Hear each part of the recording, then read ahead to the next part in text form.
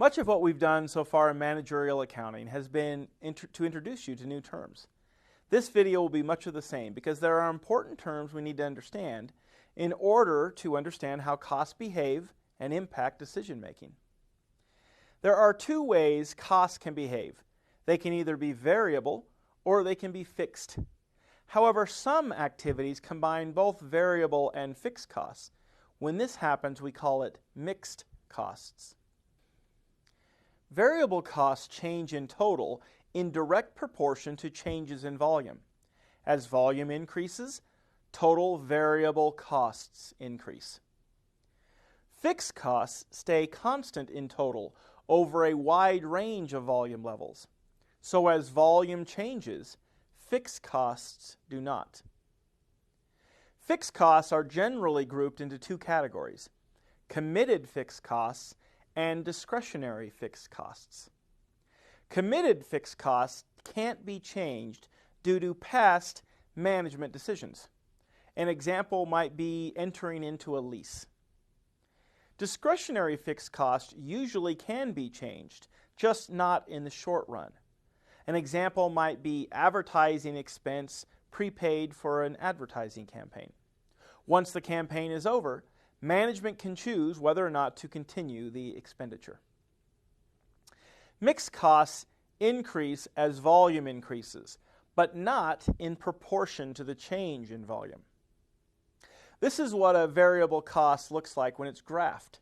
The movement is upward as volume increases. However, variable cost is fixed or constant per unit. Make sure you understand this concept. It increases in total, but is fixed per unit. For example, McDonald's has many variable costs. One would be the cost of hamburger patties.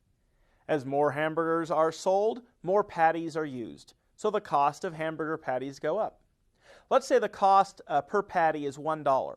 Sell one hamburger, hamburger patty's cost is $1. Sell 10 hamburgers, hamburger patty cost is now $10. Sell 100 hamburgers, the cost is now $100. But the cost per patty has remained consistent at $1 per patty. That's the big idea you should take away from this example. Now, let's look at what fixed costs look like when it's graphed. The movement is flat as volume increases. However, fixed costs per unit change as volume increases. For example, McDonald's may rent a building, and let's say the cost to do that is $1,000 per month.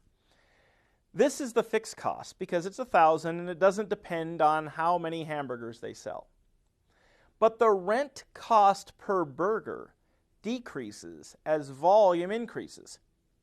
If they sell 100 hamburgers, the rent cost per burger is $10. If they sell 1,000 hamburgers, the rent cost per unit is now $1. This is what the graph of mixed costs look like. Notice that at zero volume, the line isn't starting at the origin. This is because fixed costs are incurred regardless of volume.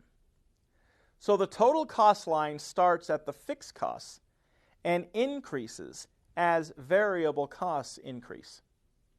Finally, an example of a mixed cost is a salesperson's salary, which might include a fixed salary as well as a commission, which is a variable cost.